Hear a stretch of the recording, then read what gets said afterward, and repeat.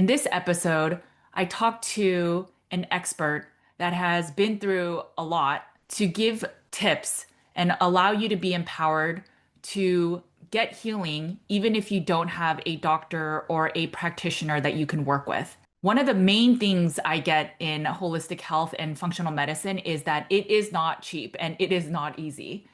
Dr. Myhill and I talk through what it takes to get to root cause healing, and she gives you applications, easy applications to get there.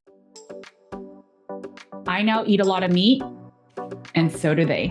If you want to thrive, you need to eat meat. Meat is required. Hey guys, my name is Judy Cho and I'm board certified in holistic nutrition. I have a private functional medicine practice where we focus on root cause healing, and that often starts with the Carnivore Cure's all meat elimination diet. Today I had the pleasure of sitting down with Dr. Sarah Myhill. You will learn so much about her and her experiences with standard care, how she sort of got in trouble for not doing standard care and what she did, and how she's a trailblazer to just get answers for root cause healing for individuals. In our conversation, we talk about what it may take to get better from a long COVID. We talk about what it may take to get better when you have low energy and chronic fatigue syndrome, and then inflammation. We talk through what if your viral load in your system is excessive? What if your thyroid is subclinical? Or what if your thyroid is underactive? And what are the signs? Is it really best to just look at blood work? We also talk about the adrenals and how some people say their energy is so low on a ketogenic diet. Such a fascinating conversation. We go down several rabbit holes. She talks about different protocols and then also talks about where you can learn more and what are easy treatments to take care of things by yourself. The truth is that I know my practice will never be big enough or cheap enough to take care of everyone. So my goal is always to find levers and tools so that you can possibly put matters into your own hands. Obviously, there's a lot of troubleshooting and time that's going to be needed on your part.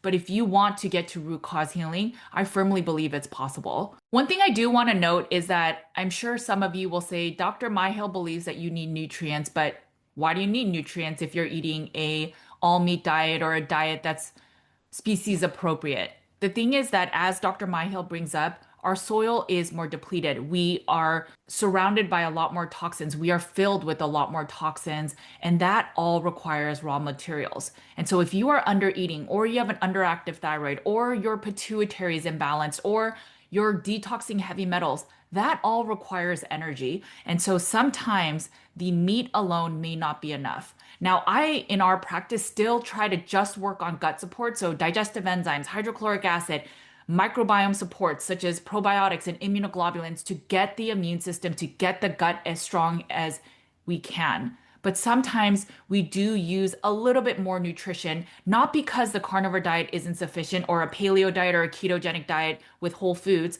but because that's how much more our world is toxic, and we may need just catalysts and extra supports to support the body to do the extra stuff that it never was meant to do.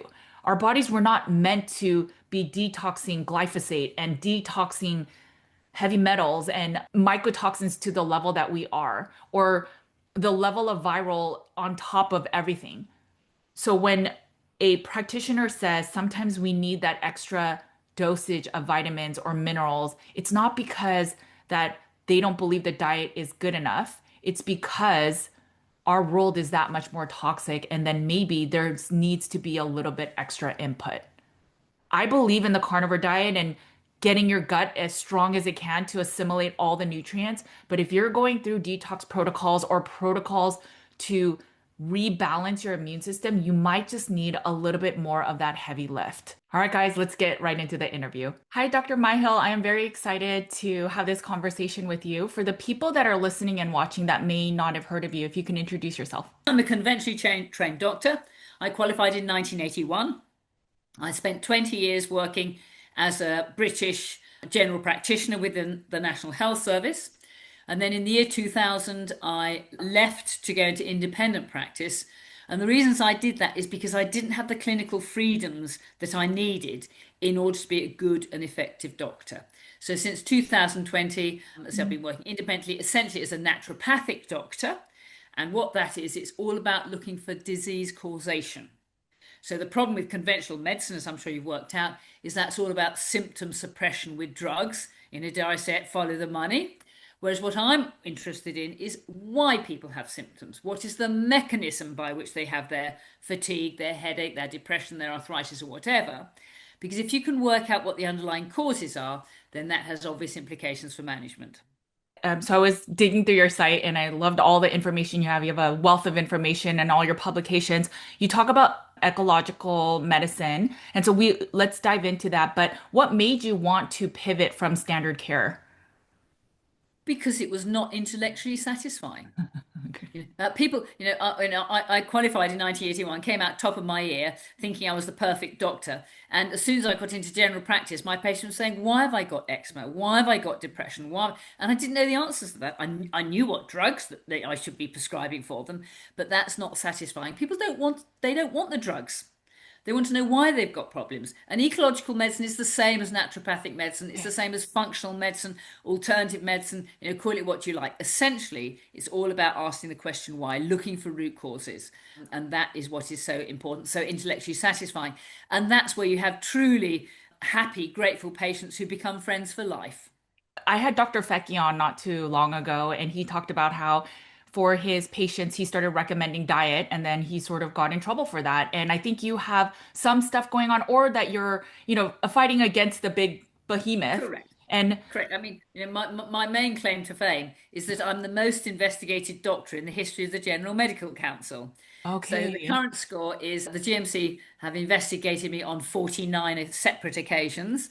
The score is Myhill 39, GMC nil, and there are 10 investigations still outstanding, yet to be decided on the outcome. So it's just a battle that I've just got fed up with because there's never ever been a patient complaint. It's because I don't follow, the conventional guidelines. In fact, just to make everybody giggle, I did a Freedom of Information Act search of the GMC website and came up with an independent opinion that had been voiced by Mr. Tom Cark, who's a king, who's a queen, was Queen's Counsellor then, one of the top legal brains in the city. And when the GMC said to me, "What about these Myhill cases? What should we do?" His comment was, "The problem with the Myhill cases is that all the patients are better and none of them will give witness statements." So wow, what this means is that, the conventional medicine, as illustrated by the General Medical Council, they're not interested in patients anymore. right. They are all conflicted. They're all following big pharma, the drug paradigm. Why? Follow the money. The GMC is conflicted, it has vast investments in big pharma and the vaccine, the companies which are all part of that. So it's very, very difficult to find somebody who has a truly honest opinion. Because if you do find a doctor that's giving you a truly honest opinion, you can be sure it's going to be outside national guidelines, and Right. that doctor is going to be targeted by either the American State Medical Board or the British GMC or the Australian GMC or whatever. So what it means is we are in medicine, we are losing, indeed we have lost freedom of speech, we've lost freedom of clinical opinion, and it's very difficult to find an honest doctor who will tell you what they honestly believe is best for that person. You have an article where you talk about how you don't necessarily advise people to veer the way you have because it's not the easiest route, right? If you're young and you just finished medical school, it's not always the easiest, but I commend you for it. It's not easy. And just hearing the stories from Dr. Fecky, it's not easy. And obviously all the claims against you, it's incredible. But why is it not the easiest life? And then what would you recommend then for doctors that are, new, but then they have bills and they have a family and Correct. It's they have to well they either have to follow the money or they have to follow their conscience. You may be aware of the work of Dr. Asim Malhotra, who has yes, trod the same path that I have. right. And one of the little things he says, which I love, is when you know what the truth is, you have to let go of the consequences. Okay. Now, Asim, bless him, is now in such an elevated position. He's a top cardiologist.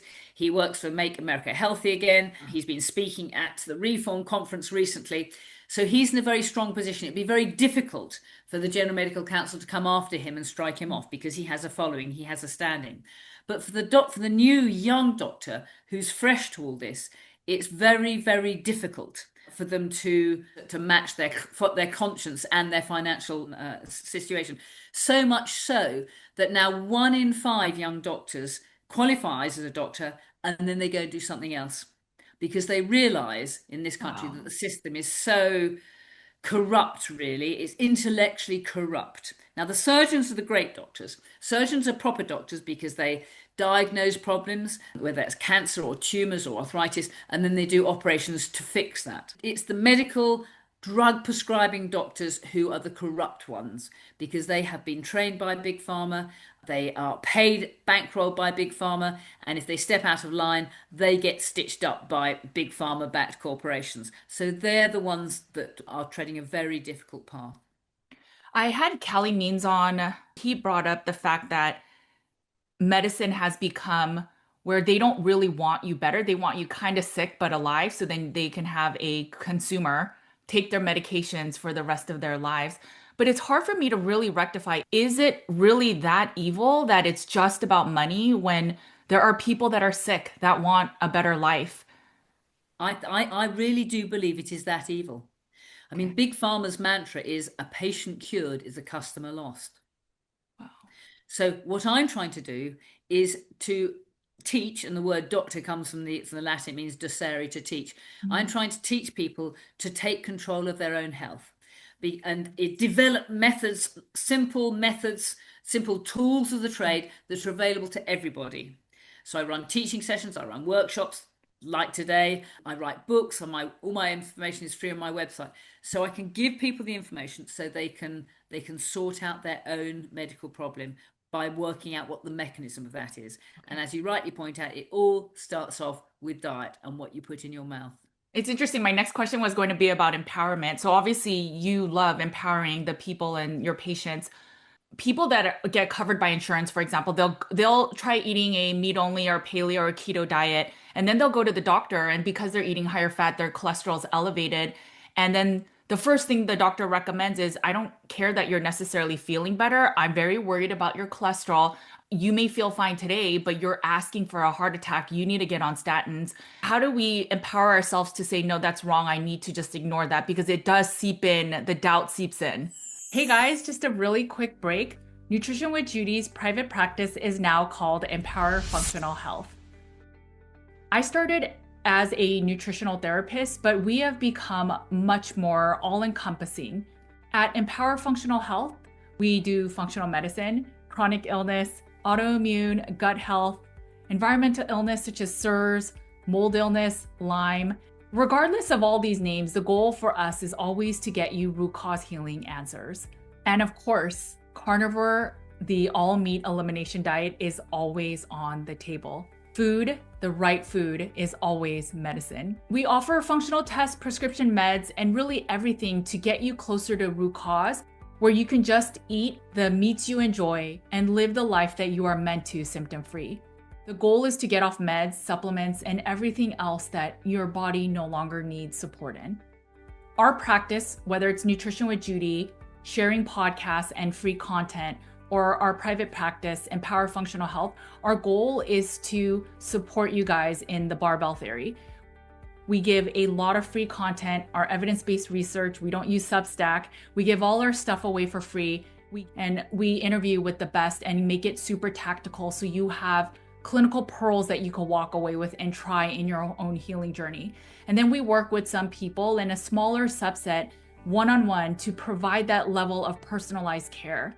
And as we heal these people that are chronically ill, we find these clinical pearls and golden nuggets that we can share then more publicly so that we can make wellness for all. Hopefully, the content and the guides and the free stuff we give out is enough for you to heal.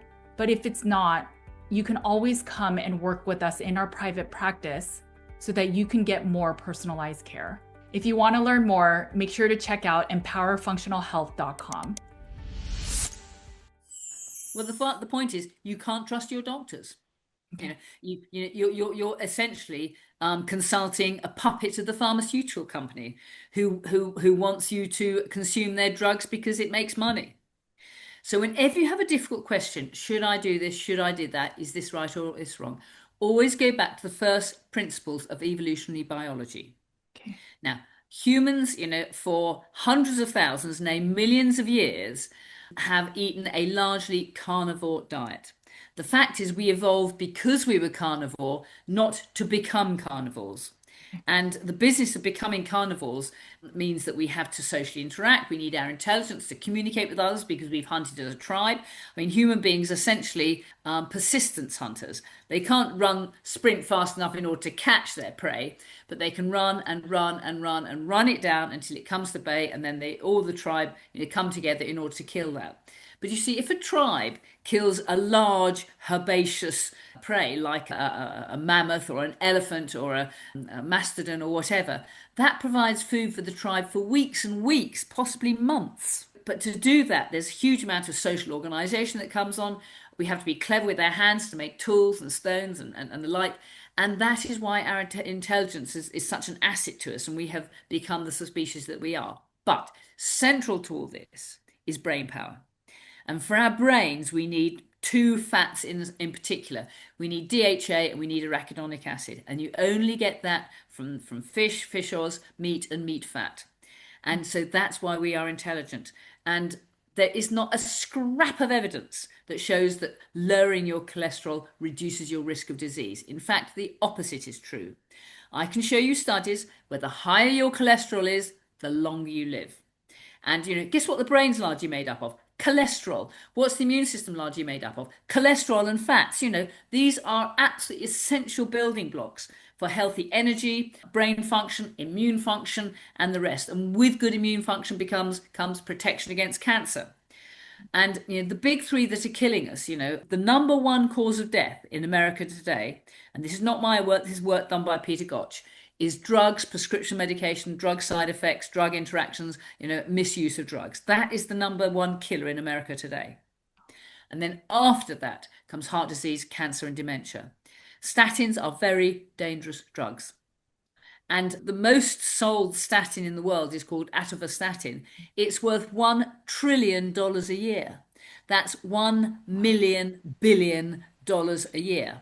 It's a lot of money. And with that sort of money, you can put out a lot of propaganda. And that's what it is. It's not research, it's not science, it's propaganda. So, and many doctors have been sucked into that because they daren't do anything else. I mean, in the 1990s, when I was still working within the British NHS, I was chastised because my prescribing budget was so low. You'd think it'd be a cause for congratulation, wouldn't you? What a great doctor, she's not using drugs. No. My prescribing budget was so low, therefore I must be a bad doctor. That's the sort of, that's the way that the powers that be are thinking about medicine. And that is why morale amongst doctors in this country is at an all-time low. And trust in doctors in this country is at an all-time low. I just wonder why all the doctors just can't get together and rebel or revolt against. Because they get struck off by the General Medical Council. And if you get struck off, you lose your license, your reputation, your financial security, your future, the whole shooting match. And, there are very, very few doctors that are prepared to stand up and fight this because that's enormously demanding of energy, time, and you might lose. And I'm afraid they're not prepared to do that. As I say, 1 in 5 doctors go and do something else because they can't stand the situation as it is. Hopefully a lot of the movement, such as the work that you do, Dr. Asim, and the Maha movement, hopefully there will be more change so that a lot of this will be unveiled. Let's move on to some of the chronic illnesses. So you focus or you have a specialty in chronic fatigue syndrome, why fatigue is really prevalent, and then you've also touched on long COVID. What do you think are some of the root causes of why these illnesses are happening or symptoms? And then additionally, what is standard care? I actually never looked into it. What is standard care's, I guess, protocol for chronic fatigue syndrome, if there is any? Well, it's the old story. Standard protocol does not look for underlying mechanisms. Okay. Now, standard care is you might get a blood test to see if you have anemia or an underactive thyroid, but that's about Okay, it. sure. That maybe covers 10% of everybody who presents with the fatigue. I'm interested in mechanisms, and to work out what's going wrong, we have to work out what's going right. How does the body generate energy? And the analogy that I like to use is the car analogy. So if your car of a body to go, you've got to have the right fuel in the tank, and that's all about diet and gut function. And the preferred fuel for our body are ketones. Mm. Sugar is rocket fuel, but it's very damaging to our mitochondrial engine. So we need the right fuel in the tank. We need some oxygen, and sometimes that's all about breathing techniques. And then my special area of interest, you need mitochondria. And mitochondria are the little engines which take fuel and oxygen from the bloodstream and convert that into energy in the form of the energy molecule ATP. And with that energy, you can do anything. You can synthesize a hormone, contract a muscle, conduct a nerve, whatever. And then you need the thyroid accelerator pedal, which controls how fast your mitochondria go. And then you need an adrenal gearbox, and that allows you to gear up in response to stress with the stress hormones, adrenaline, cortisol, DHA, or whatever. When we start to treat somebody, you have to do it in that order because the mitochondrial engine won't go until you've got the right fuel in the tank. So, you have to start off with diet and gut function. And again, the thyroid gland, that works via its impact on the mitochondria. So there's no point sorting the thyroid out until you're sure you've got your mitochondria working well, and ditto with the adrenal gland. So that's the order I talk about things, and that's the order that we have to do things. But it all starts off with diet and gut function. I love that. I love that example. I've heard so much about, you make sure you have the right fuel in the car, but you totally expand that and I love it so much. So it sounds like you're saying that fatigue or chronic fatigue syndrome, even long COVID, it's not a root cause, it's more a symptom, and it could be mitochondrial dysfunction, and then and then you support thyroid and then adrenals. How do we then, or what causes the mitochondrial to have these imbalances? Okay, well, say for your engine to go, you've got to have the right fuel in the tank. That's all about acetate groups that come from ketones. You then need some raw materials for mitochondria to function. And again, back to the car analogy, the essential raw materials that come up very often, the first deficiencies like magnesium. So I think of magnesium as the spark plug of our engine. That's what fires up fuel burning. And then we need coenzyme Q10 and a niacinamide, which are very important donators and acceptors of electrons. I think of those as the oil of our engine. So that allows the parts of the engine to flow in a frictionless way. And then acetyl L-carnitine is very important. And carnitine I think of as the nozzle that gets the fuel from the fuel pump, i.e. from the cell, into the mitochondria where it's needed for burning. And that comes from meat. So carnitine is vital, and I think this probably partly explains why vegetarians are at greater risk of fatigue syndromes than people who eat an omnivorous diet. And then we need the raw material to make ATP, which is a 5-carbon sugar called D-ribose. So those are the 5 nutrients that I routinely prescribe to help mitochondria work. And then we have to look at what's blocking mitochondria. What can they be poisoned by? And poisons are like throwing a handful of sand into a finely tuned engine. It blocks it up in unpredictable ways.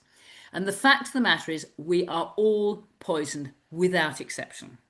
We live in a modern world, and the modern world is toxic. And the number one poison almost certainly comes from food. Sugar is a real toxin, yes, we can use sugar in mitochondria, but it goes through, and as it passes through mitochondria, it produces sort of free radicals, which is, I think of those as exhaust fumes. So it's a very dirty way to burn fuel, if you like. And then again, if you're eating a sugar and carbohydrate based diet, you are at risk of overwhelming the ability of the upper gut, the stomach, the duodenum, the small intestine, to be sterile. And you risk what I call an upper fermenting gut. We have lots of examples of those. Some people call it candida, small bowel bacterial overgrowth, Helicobacter pylori. It doesn't matter. It doesn't matter what the microbe is. The point is you're fermenting. And if you're fermenting food, you're producing a whole range of other poisons. Things like ethyl alcohol, propyl alcohol, butyl alcohol, ammonarchal compounds, D-lactate, hydrogen sulfide. And then the microbes themselves produce toxins. So bacteria produce bacterial endotoxin, and that can poison us. Fungi can produce fungal mycotoxins, and that can poison us. So, and then foods themselves can be intrinsically toxic. I mean, many of the things we consider our foods are not really foods, like caffeine, for example. That's intrinsically toxic. So is alcohol. So many colorings and flavorings and additives and preservatives. These all have the potential to add to our toxic load. So the first thing we have to do is, say, clean up our diet. And then we have other toxins. I mean, again, if you look at life from the point of view of a vegetable, it doesn't want to be eaten. It doesn't want to be eaten by you or me or a horse or a dog or a horse or a zebra or something. And it doesn't want to be attacked by bacteria and by viruses and by yeast. So all plants are intrinsically toxic. I mean, most things that grow out in the green world we can't eat because they're too toxic.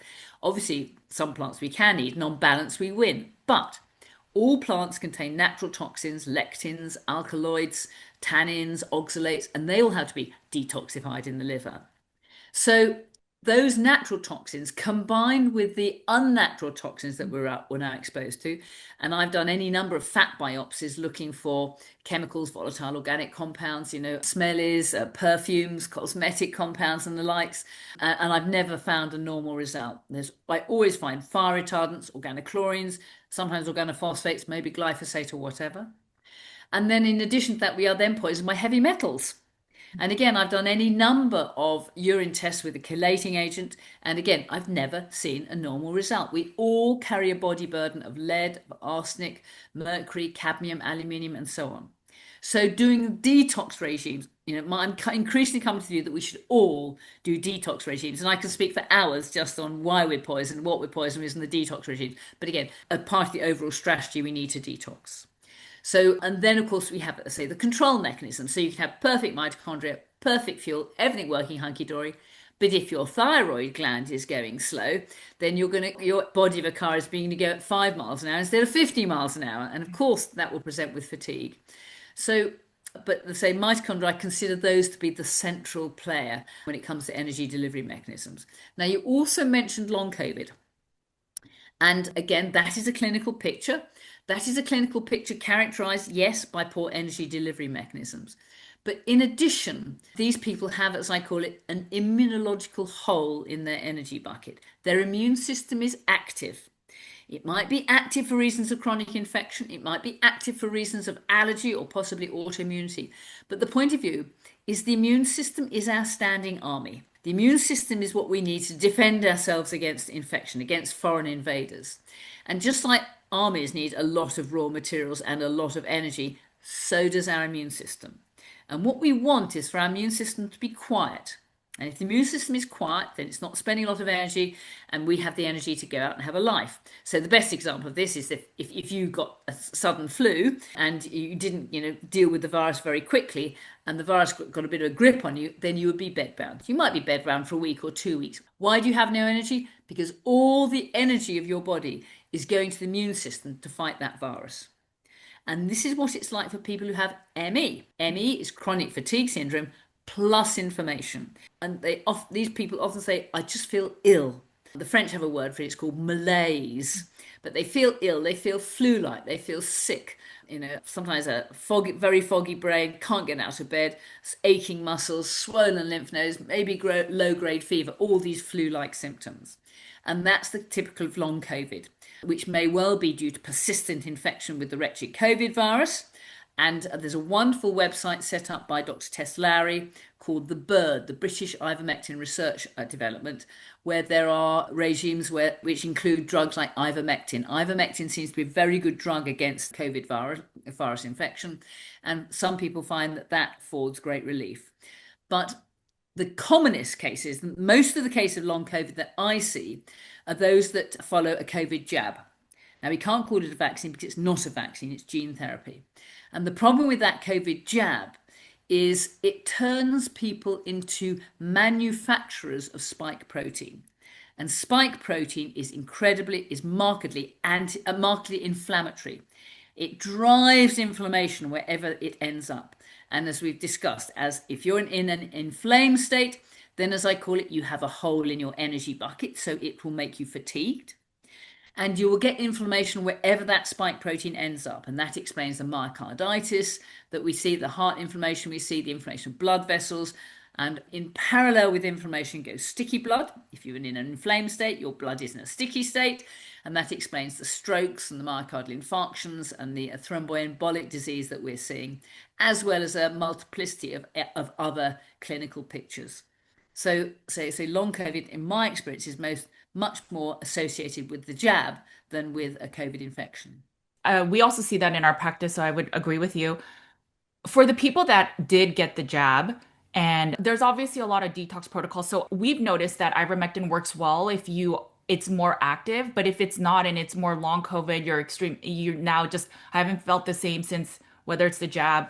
Do you have a certain detox protocol that you recommend? I'm still very much sitting on the fence. Okay. Now, we know there's some lovely work done by Dr. Fabio Soffri in Italy, who believes that augmented NAC will get rid of Okay. spike protein. But I've yet to see the convincing data. But if that does, it's not cheap, it's quite an expensive treatment. So I'm still very much sitting on the fence. But the point is, this spike protein drives inflammation.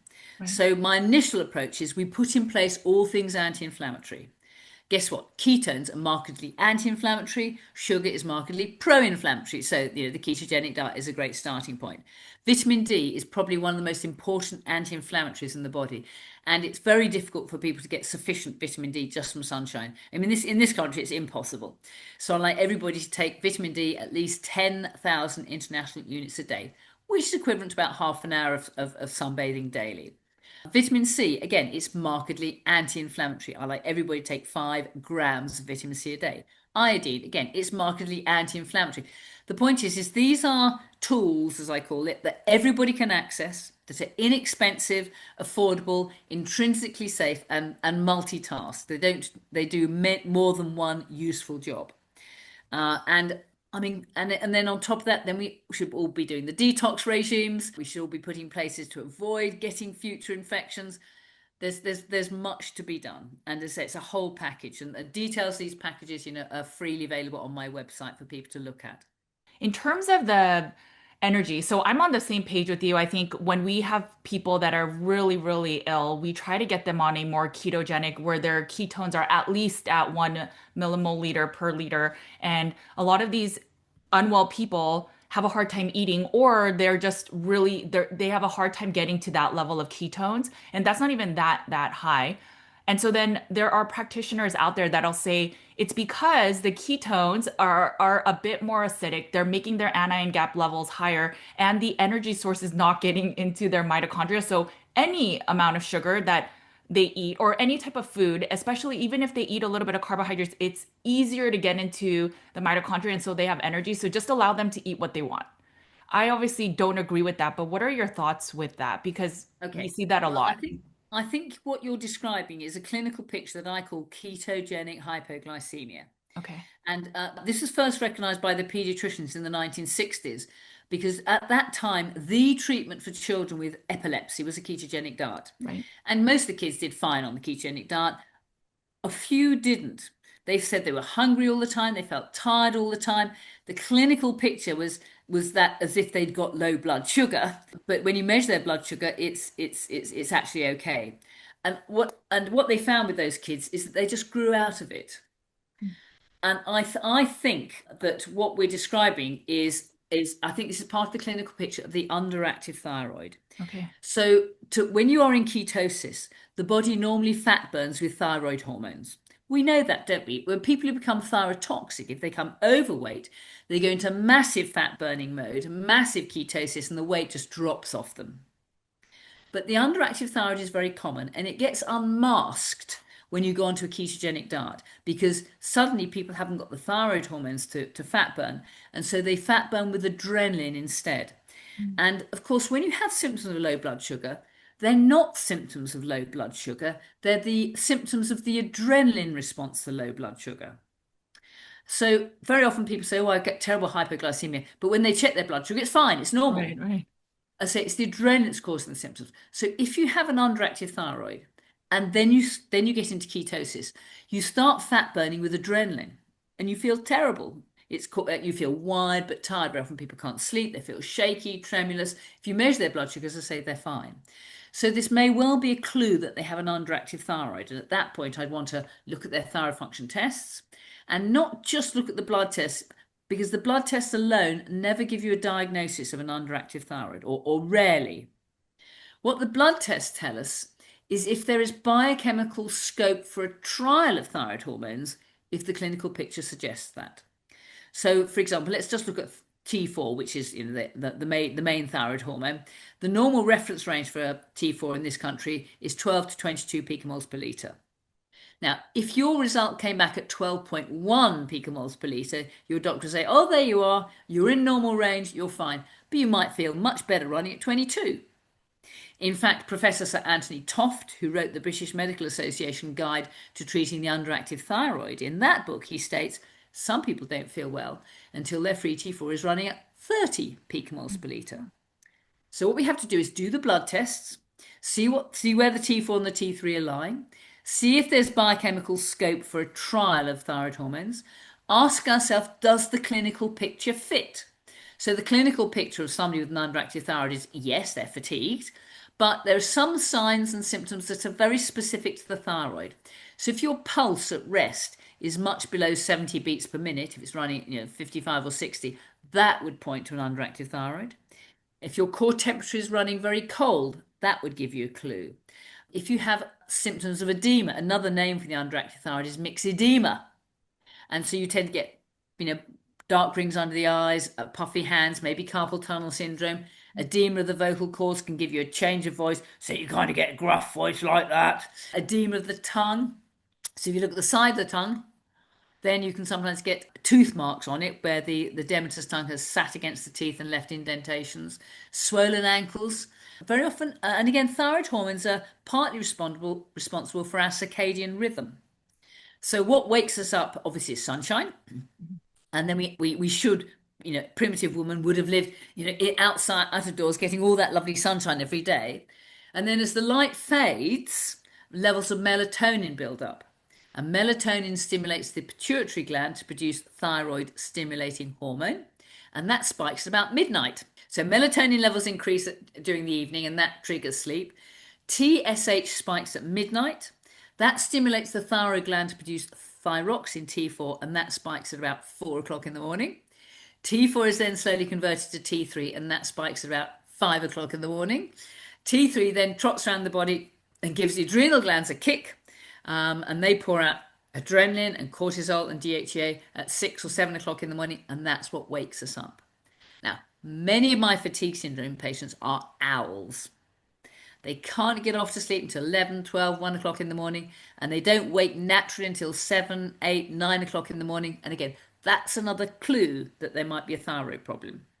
So we get all these clinical clues. And again, thyroid problems tend to run in families. So if there's a strong family history of it, then think thyroid. It's often an autoimmune condition. So if there are other autoimmune conditions like pernicious anemia, again, think thyroid. It's much more common in women. It's often unmasked at the menopause. So if women say, that's when my symptoms really started off, think thyroid. So these give us the clinical clues. And then the blood tests tell if there's biochemical scope. And the real test is, how does that person respond to thyroid hormones? And the key is to start, I tend to use thyroid glandulars because they are bioidentical hormones. And anybody can buy them over the counter. You don't have to have a doctor's prescription for that. And the key is to start very low and build up the dose very slowly. And until you hit that sweet spot. Now, it's all too easy to overdose, and you have to be very careful not to do that. And I've actually written a book about this. It's called The Underactive Thyroid. And I've been very naughty. I've given it the title, Do It Yourself Because Your Doctor Won't, which I know is very naughty, but I haven't had any complaints so far. But the awful thing is, that is the fact of the matter. The doctors are only interested in blood tests. And if the blood test is okay, they say, there you go, nothing wrong with you, off you go. But the clinical information is just as important. But I would say the diagnostic icing on the cake is your response to treatment. If you feel much better with that, then that makes the diagnosis. So a couple questions about the thyroid stuff. Thank you. That was excellent. And it makes me wonder. So a lot of people will say, I went carnivore and then my thyroid tanked. And I always thought it's a under eating aspect of it, but I never thought about, well, now you're revealing an underlying thyroid issue that you already had. So I'm going to totally look into it. I love it. Thank you so much. So TSH and the thyroid hormones often are created from iodine and complete proteins and amino acids. So if you are fueling the car with the proper diet, working on your gut bugs, why would the thyroid not rebalance on its own and not need the medication? And then back to the thyroid gland first. The thyroid gland sits in the neck and it's very susceptible to toxic stress. Okay. In this country, shamefully, an awful lot of the water still contains fluoride, and fluoride will knock out the thyroid gland, no problem at all.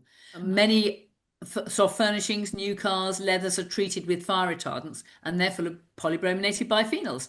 And bromides will knock out the thyroid gland, no problem at all. So will many heavy metals. Many viruses attack the thyroid, and it just seems to be particularly susceptible to toxic stress. And whiplash injuries have the potential to damage the thyroid gland. Autoimmunity is becoming increasingly common, and most autoimmune conditions, I suspect, are switched on by vaccines. And we're just using vaccines in I think, an irresponsible way. They're just being overused. So it's the point is, in fact, this was a book written by an American endocrinologist called Keith Braverman. He reckons that maybe up to 30% of Americans have an underactive thyroid and could benefit from having thyroid support. And of course, in the fatigue syndrome population, that's going to be even more common. Right. So it's underactivity is extremely common. Autoimmune or toxic, my guess, are the two major drivers of that. And in addition to that, what drives the thyroid gland, of course, is the pituitary gland. Right. And in the 1990s, I was very much involved with a group action of farmers who'd been poisoned by pesticides. And Dr. Peter Behan up in Glasgow, who's a neurologist, did tests of pituitary function in those farmers. Now, they were quite nasty, toxic tests, but the point is, many of them, it had knocked out their pituitary gland that was just not working properly. And what that often means is doctors who are reliant on a thyroid stimulating hormone to diagnose primary hypothyroidism will miss the diagnosis of secondary hypothyroidism because the pituitary and the hypothalamus are down because of toxic damage. And I think that's a much more common problem than has been given credit for. So this is why it's so important for any person with a possible thyroid problem. We need a TSH. We need to measure the levels of free T4 and free T3 in the bloodstream. And then you get an idea if there's biochemical scope for a trial of thyroid hormones. And that's what makes the diagnosis. Yeah, I always wondered about the pituitary and the hypothalamus because that's the TRH and the TSH signaling. And pituitary, I mean, those parts of the brain also get impacted by trauma, long COVID, chronic Lyme, mold illness. So, how do we know that it's just that the T4 is not converting or the TSH is not producing enough of the T4? It could just be a lot more upstream. And I love that you brought that up. We have also a lot of patients that will then get on levothyroxine. I know that's not the glandular, but they'll get on some type of thyroid med and they've even tried the armors and they feel better for a little bit, but then they don't feel good enough. They will try to manipulate for years, maybe not decades, and their energy is still not better enough. Where would you go Well, from there? we have to do it all. And I'm increasingly coming to the view that we all have to do it all because we all live in a toxic world and we all want to live to our full potential. One example of this is for 7 years, I looked after an old boy in my granny flat. He came to me when he was 95 and he died when he was 102 in his sleep. And he had no pathology. His brain was as sharp as a tack, no heart disease, no cancer. Why? Because, well, he had good genes. His sisters also lived to a good age. But, I was feeding him a paleo-ketogenic diet, filling him up with vitamins and minerals. He was having some B12 injections. And he was part of a larger community of people. And that is so important as well. We all know if you don't use it, you lose it. And that applies to our brains as well as our bodies. And, he insist on going for a walk every day with his, necessarily with his sticks. Yes, he got slower and slower, but he still pushed himself to do that. But he came through, he had breakfast with me every morning, he had supper in the evening. When I ran workshops here, he always joined in and told his stories. He was mentally very active. And loneliness is such a huge problem in elderly people these days, and we stick them in old people's homes or they live on their own little box, and it's a real problem. No stimulus, no brain. You have to use your brain in as many different ways as you can for it to stay functional. So that is as important as anything. But as I say, I'm increasingly coming to the view that we all have to do it all. We all have to do a PK diet. We all have to look after our gut. We all have to feed our mitochondria some supplements. We all have to do the detox regimes. And we have to work harder as that as we get older. Because as we age, our biochemistry becomes a little bit less efficient. So we have to work harder to maintain the status quo. And all these diseases, death by dementia, cancer, heart disease, they're all totally preventable. But don't wait till you get the diagnosis. Do it now.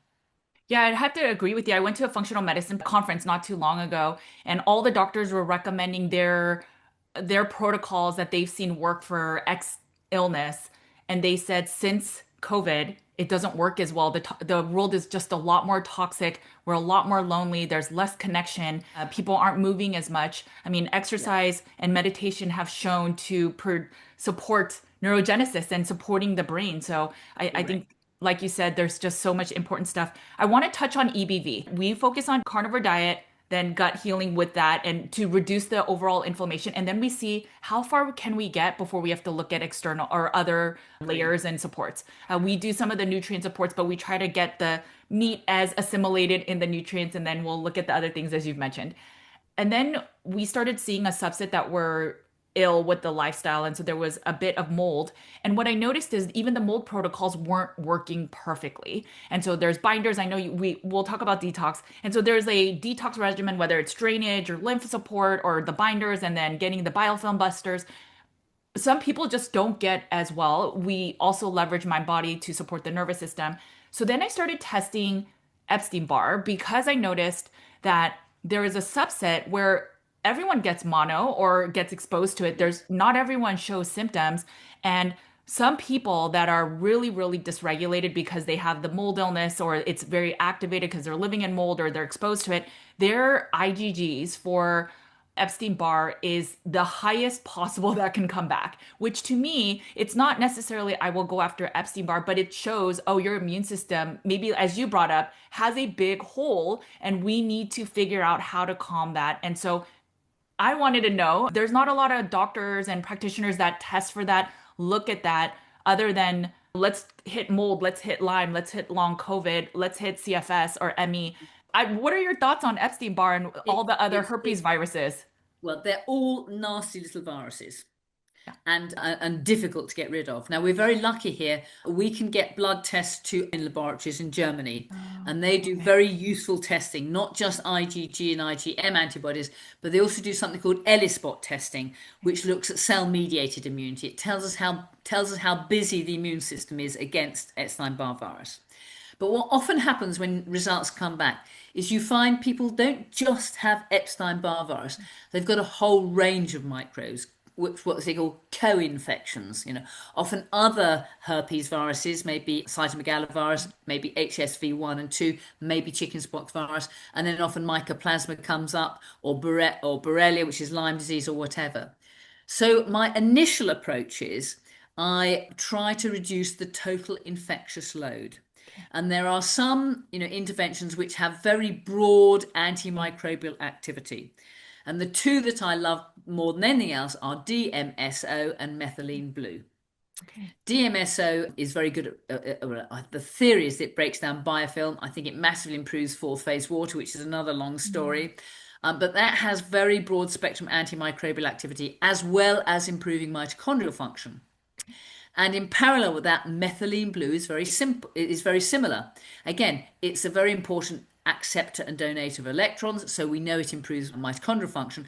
But again, it has broad spectrum antimicrobial activity. Yes, against Epstein-Barr virus, in fact, against all the herpes viruses, against COVID, against malaria, against Zika virus. There's a whole heap of microbes. And the joy is it's pretty inexpensive. It seems to be very safe and anybody can access that. So that's a very good start. So it's getting a bit dark in here. I forgot that it gets darker early in the evening, so I'm quietly disappearing into the gloom, but I hope you can see enough of me. So I would usually start with those two things in order to reduce the total infectious load. Okay. And then there are specific antimicrobials you can use for Epstein-Barr virus. And you may be aware of the work of Dr. Martin Lerner, who was a lovely American physician. He himself had a cardiomyopathy, which was Epstein-Barr virus driven, which he cured with valacyclovir. And he's published 4 papers looking at the efficacy of valacyclovir to treat chronic Epstein-Barr virus infections with really good results. If you go to my website and put in valacyclovir or Martin Lerner in the search engine, then there's a whole page about him and his papers that come up. But some people, it's well worth trying that. And a reasonable dose would be 3 or maybe 4 grams a day, depending on the size of the person. The only thing you have to bear in mind is check renal function every 1 month, 3 months, at 6 months. But I have to say, I've never seen an abnormal result. And again, not all, but some people get very worthwhile improvements by dint of doing that. But of course, in parallel, because everybody wants to be told, oh, just take this drug and Oh, you'll get yeah. better, or just take that drug. It's not like that. Mhm. Because what all antimicrobials do is they reduce the total infectious load to a certain extent, and then it's up to the immune system to do the rest. Right. So we really have to look after our immune systems. And for our immune systems to function well, guess what? They've got to have lots of energy. Mhm. So it's back to good diet, good mitochondrial function, good thyroid function, and then the raw materials that are so important for the immune system, like vitamin C, like iodine, like zinc, selenium, chromium, all these micronutrients are centrally important. So again, it's always a package of treatment, a package to improve energy delivery mechanisms, and then a package to reduce the total infectious load. And one of the most important things about reducing the total infectious load is don't let any other infections get in there. So there are two interventions that I'm very keen on that we should all hold, at all times, and in the event of any infection, hit it as hard as you possibly can. And those two interventions are, first of all, vitamin C to bowel tolerance. So I like people to take 10 grams of vitamin C every hour until they get at least a rumbly tumbly, ideally diarrhea, because that physically empties the gut. Remember, 90% of infection coming through the gut. So if you can put a high concentration of vitamin C in the gut, which will contact kill any microbes that are there, and then physically empty the gut, then that's a great step forward. And the other thing is to sniff iodine. And again, two very simple tools. This is Lugol's iodine. I use 15%. I think you can get 5% very easily in America, which will work just as well. And this is what we call a salt pipe, but it's just a plastic tube with the holes in the bottom and it's full of salt. And what you do is you put a couple of drops of Lugol's iodine into the mouthpiece. So there's the mouthpiece, a couple of drops in there, two, and then you sniff it. Don't breathe into your mouth because that makes you cough, but sniff it. You can smell it. I love the smell of it. Now, iodine contact kills all microbes at 10 parts per million. It's the best antiseptic. It doesn't matter if it's a virus or a bacteria or a fungus, it will kill it. And so what that does is it lines the whole of the respiratory tract from the nose, the sinuses, the pharynx, the larynx into the chest with iodine. And that massively reduces your infectious load. So the vitamin C reduces the infectious load, the iodine reduces the infectious load, and then the immune system can get ahead of the game. Now, just to illustrate the efficacy of this, I've got 5 patients with bronchiectasis, which is chronic lung infection, and they go from one infection to one other antibiotic and then another infection, another antibiotic or an antifungal or whatever. They're chronically coughing, they're chronically ill, and eventually they get an MRSA, a multi-resistant Staphylococcus aureus, which means they're really in trouble. Now, by dint of doing all these things, the peak, low carb diet, supplements, vitamin C, iodine, and sniffing iodine, their need for antibiotics has dropped to almost zero. Wow. So it's a fabulously cheap, very convenient, easy to do, and actually very pleasant thing to do. And you can prevent those respiratory infections. And that is just so important. And these interventions that I'm talking about, things like vitamin C, iodine, whatever, they have to be easy, they have to be cheap, they have to be frictionless. Right. So people can easily incorporate them into their lives. Because if they can't be easily incorporated, they're just not going to happen. And so it's easy to be enthusiastic about something for a couple of weeks and then you get fed up with it and it's too much like hard work and it just drops out of the regime. But all this stuff can be easily incorporated into your everyday life, and guess what? It should be. Right. It's so funny because I was going to ask you, when you have chronic illness and there's all these different things that you have to do, the diet, the mitochondria support, detox, working with the clinician, it gets to a point where it's so expensive and people have been through many doctors before they realize maybe I needed to do integrative or functional medicine. And you just sort of answered it for me. I love all of your tactical recommendations. It's so helpful. So thank you. Let's talk a little bit about detox then. Obviously, there's many different areas that we need to touch. You did talk about diet, microbiome first, and then thyroid, and then the adrenals. What about the viral stuff? So do you do that later? Do you do that in tandem with that process? It's so hard Well, because when people say detox, I'm thinking of chemicals, okay, that get okay. stuck in the body. So obviously, the liver is a brilliant detox, and that will deal with most of the stuff from the gut. It'll deal with natural toxins in vegetables and products of the fermenting gut to a certain extent. And to do that, of course, the liver needs lots of energy. We talked about that. And it needs raw materials. So I like everybody to take a basic package with good multivitamin, good multiminerals, vitamin C, vitamin D, and so on. But then we had the problem with the toxins that don't get to the liver. They get stuck. They either get stuck in fat or they get stuck in the tissues.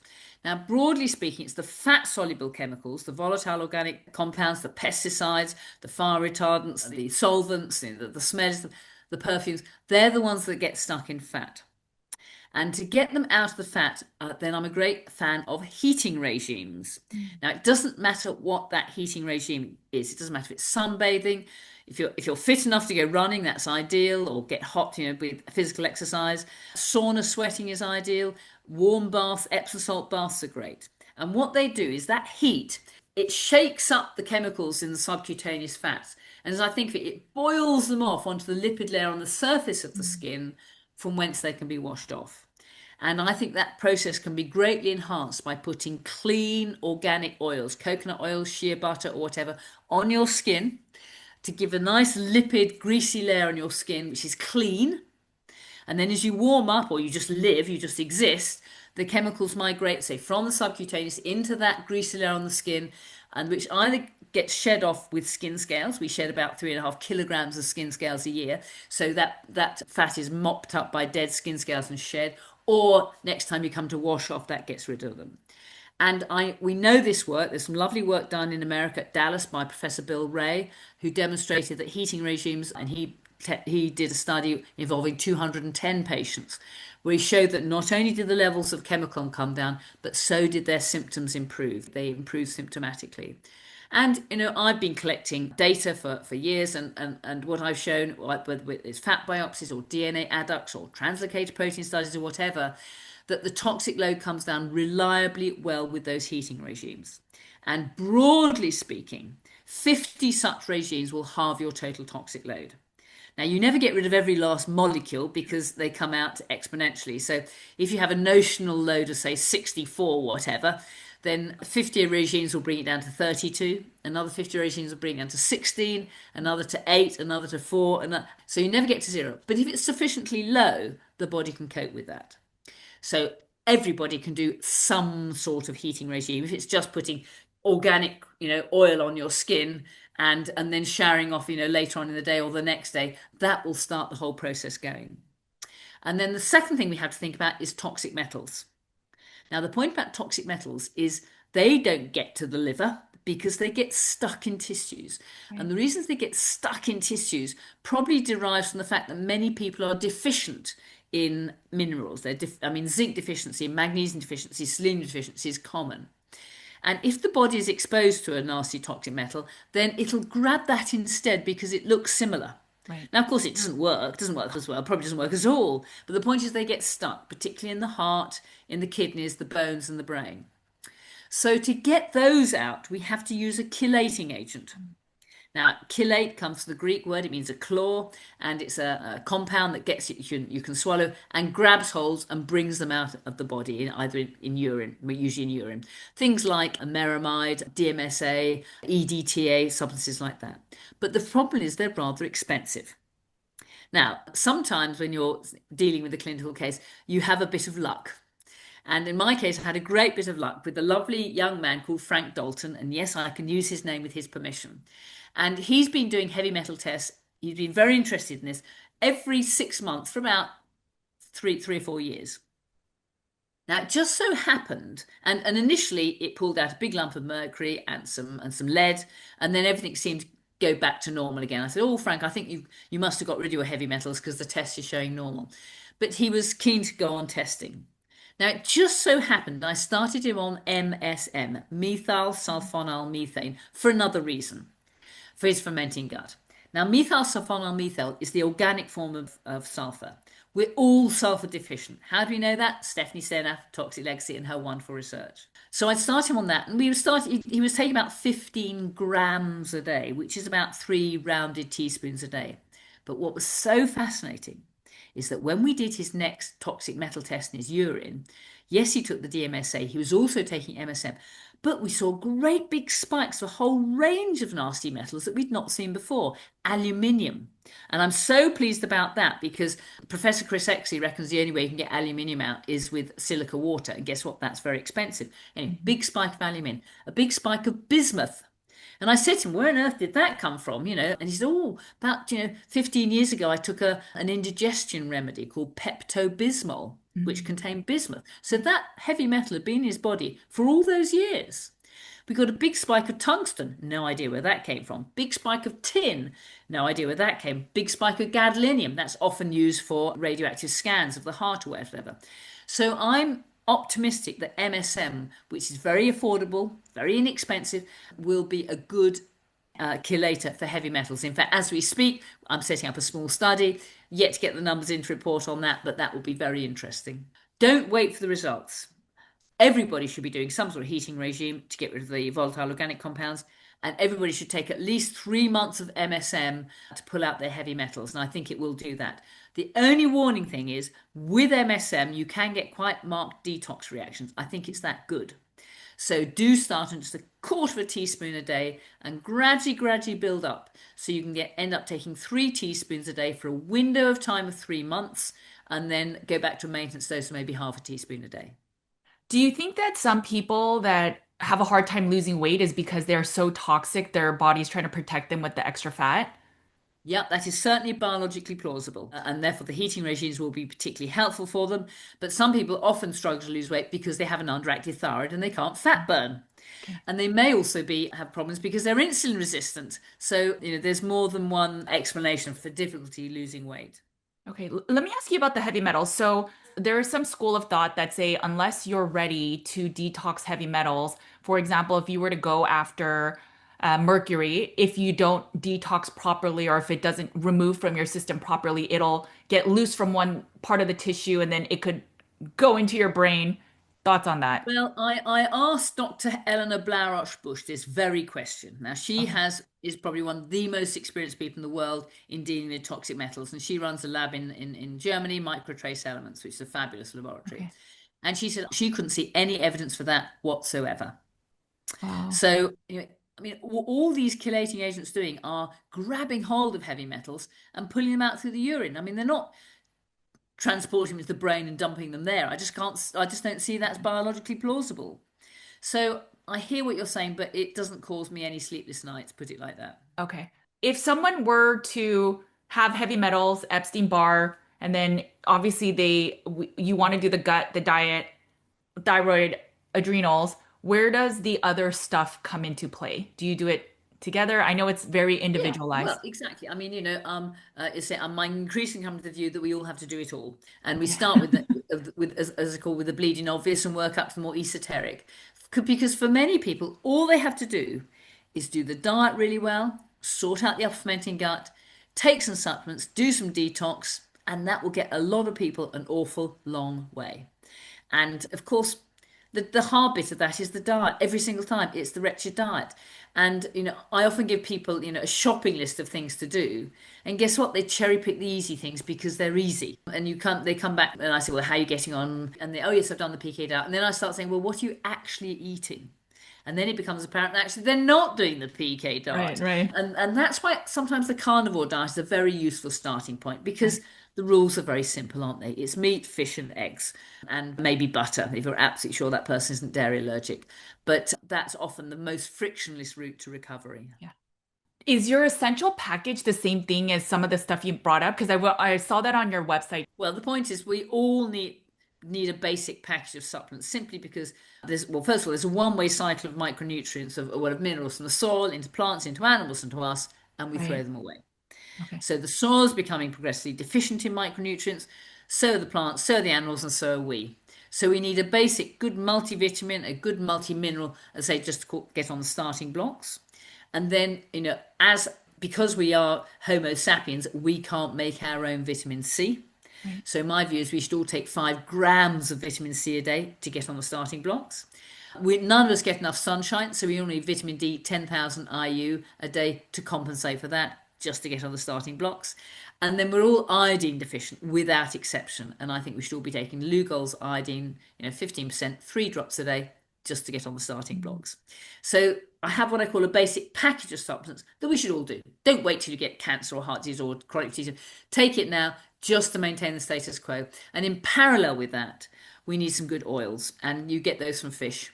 So oily fish, at least 3 times a week. The acronym is SMASH: salmon, mackerel, anchovy, sardines, and herrings. We all need a serving of that 3 times a week for those friendly DHA oils and AA oils, which are so important for our brain. You may be aware of the work done by Patrick Holford, who is a wonderful doctor who set up a fabulous website called Food for the Brain.